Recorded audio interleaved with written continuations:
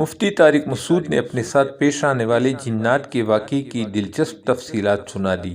تفصیلات کے مطابق طارق مسعود نے کہا کہ میں نے 10 سال پہلے یہاں آتے ہی عاملوں کے خلاف بیان شروع کر دیے۔ لوگ اس قسم کے بیانات سننے کے عادی نہیں تھے۔ لوگوں نے کہا کہ آپ عاملوں سے دشمنی لے رہے ہیں، کھلے عام ان کو برا بھلا کہہ رہے ہیں، کہیں ایسا نہ ہو کہ جنات آ جائیں۔ میں نے کہا کہ بھیجے جنات، تو اب باتیں میرے خلاف ہونے لگی۔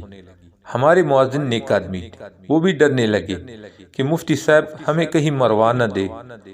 ایک دن رات کے وقت دھماکے شروع ہو گئے، عجیب قسم کے، جیسے نلکا کھل جاتا ہے، پانی گر رہا ہے، کبھی بیڈ کے نیچے دیکھوں، کبھی کہیں دیکھوں۔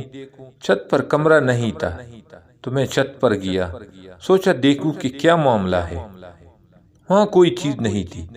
اچانک اینٹ کے ہلنے کی آواز آئی، جیسے کسی نے اینٹ کو زمین پر دھکا دیا ہو۔ میں پریشان ہو گیا کہ کیا ہو رہا ہے۔ میں نے فیصلہ کیا کہ جو بھی ہو تعویذ گنڈے نہیں لوں گا۔ پھر بار بار یہ شور، دھماکے، جیسے پتھر دیواروں پر لگ رہے ہوتے ہیں، جیسے پتھر کی فائرنگ ہو رہی ہوتی ہے، لیکن یہ پتھر نہیں ہے۔ میں نے 2:30-3 بجے مؤذن صاحب کو فون کیا تو ان سے پوچھا کہ آوازیں آ رہی ہیں۔ انہوں نے کہا بھرپور طریقے سے آوازیں آ رہی ہیں۔ پھر صبح 4-5 بجے یہ آوازیں بند ہو گئی۔ اگلے دن پھر خاص ٹائم پر یہ آوازیں شروع۔ میں نے گھر والوں کو ان کے والدہ کے گھر بھیج دیا۔ مؤذن صاحب نے مجھ سے سنا تھا کہ جو جنوں سے ڈرتا ہو اس پر جن اور زیادہ آتے ہیں۔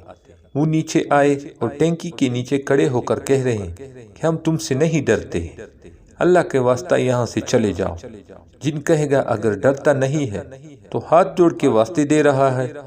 مجھے مؤذن صاحب نے نہیں بتایا کہ وہ یہ سب کر رہے ہیں۔ میرے خلاف محلے میں باتیں شروع ہو گئی۔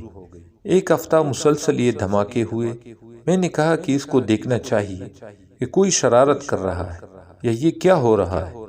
فیصلہ کیا کہ جیسی ہی پہلی آواز آئی تو فوراً جاؤں گا۔ 2-3 دن سے ٹریس کر رہا تھا۔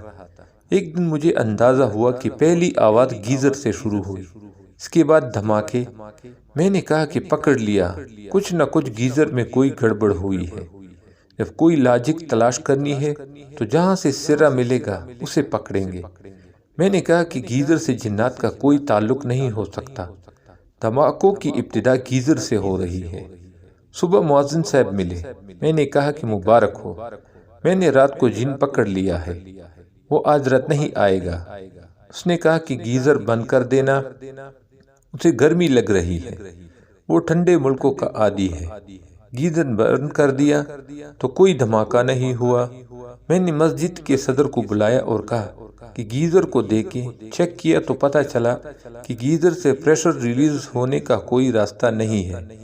گیزر میں پریشر بنتا ہے تو وہ پائپ کے ذریعے ٹینکی میں چلا جاتا ہے۔ ٹینکی میں اینٹیں پڑی ہوئی تھی، ٹینکی بھی مکمل طور پر بند تھی۔